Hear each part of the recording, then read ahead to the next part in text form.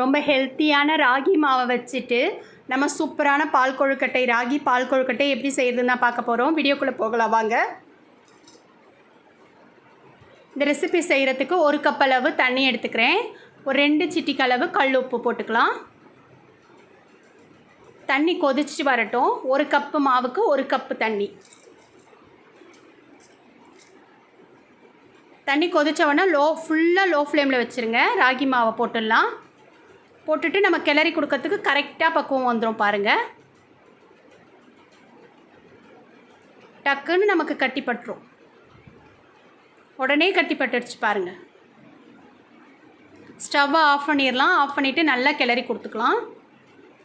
நல்ல சூடு பொறுக்கிற வரைக்கும் நம்ம ஒரு 10 நிமிஷம் நம்ம ஆஃப் பண்ணிவிட்டு மூடி வச்சிடலாம். பாருங்கள் நல்லா கட்டி ஆயிடுச்சு. அப்படியே இருக்கட்டும். இப்போ பாருங்கள் சூடு பொறுக்கிற பக்குவம் வந்துருச்சு. ரொம்ப ஆறணும்னு கிடையாது, கொஞ்சம் சூடு லைட்டாக இருந்தால் பரவாயில்ல. இப்போ நல்லா நம்ம கைகளால் 1 நிமிஷம் மிக்ஸ் பண்ணி கொடுத்துக்கோங்க.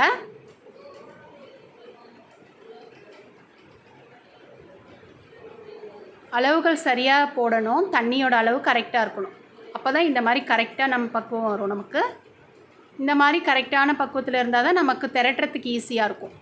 இது நான் நீல வாக்கில் திரட்டி எடுக்கிறேன் பாருங்கள். உங்களுக்கு எந்த வடிவத்தில் பிடிக்குமோ அந்த வடிவத்தில் நீங்கள் திரட்டி எடுத்துக்கலாம். இதே மாதிரி மொத்தமாகவே நம்ம திரட்டி எடுத்துக்கலாம்.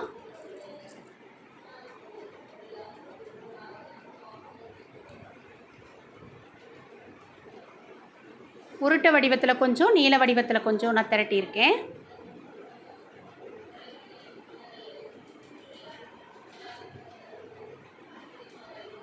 மொத்தம் திரட்டி எடுத்துகிட்டு வந்துட்டோம். இப்போ நாம் ராகி மாவு 2 ஸ்பூன் எடுத்துருக்கணும். நாம் எடுக்க மறந்துட்டோம். அதனால் அந்த நம்ம கிளறின மாவுலேருந்து ஒரு 2 ஸ்பூன் அளவுக்கு மாவு எடுத்து தண்ணி ஊற்றி ஊற வச்சுக்கலாம். இப்போ நான் 2 கப் அளவு தண்ணி எடுத்திருக்கேன். 2 கப் அளவு தண்ணி நல்லா கொதிச்சிருச்சு. இப்போ இந்த கொழுக்கட்டைகளெல்லாம் நம்ம அது உள்ளே போட்டுடலாம். போட்டுட்டு ஒரு 5 நிமிஷம் அப்படியே டிஸ்டர்ப் பண்ணாமல் விட்டுடலாம். கிளறக்கூடாது, அப்படியே விட்டுடணும்.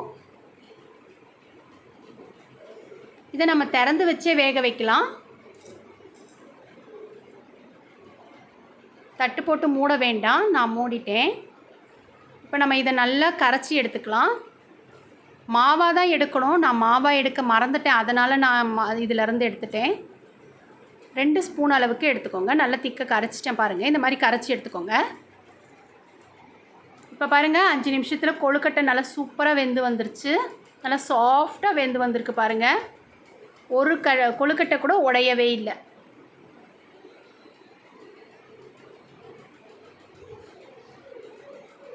இந்த டைமில் நம்ம கரைச்சி வச்ச ராகி மாவை இதில் சேர்த்து நம்ம கிளறிக்கலாம்.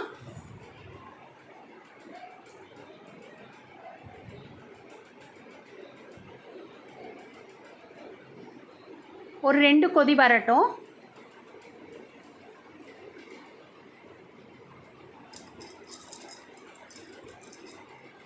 இப்போ ஒரு ஸ்பூன் நெய் விட்டுக்கலாம். நெய் வேணும்னா விட்டுக்கலாம், இல்லைனாலும் பரவாயில்ல. நெய் விட்டால் நல்ல வாசனையாக இருக்கும்.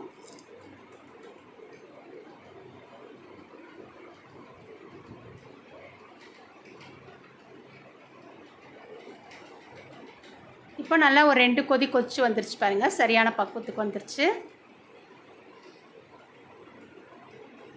இந்த டைமில் நான் ஒரு 3/4 கப் அளவு நாட்டு சர்க்கரை சேர்த்துக்கிறேன்.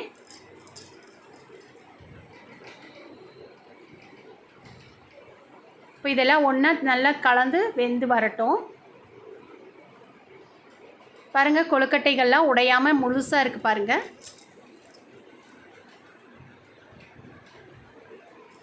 இப்போ பாருங்கள் நல்லா கொதித்து சரியான பக்குவத்துக்கு வந்திருக்கு. ஒரு 2 நிமிஷம் அப்படியே விட்டால் போதும், சரியாக போயிடும்.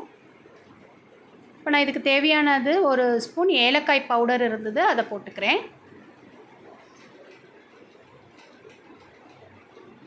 ஒரு 1/2 கப் அளவு தேங்காய் துருவல் சேர்த்துக்கலாம்.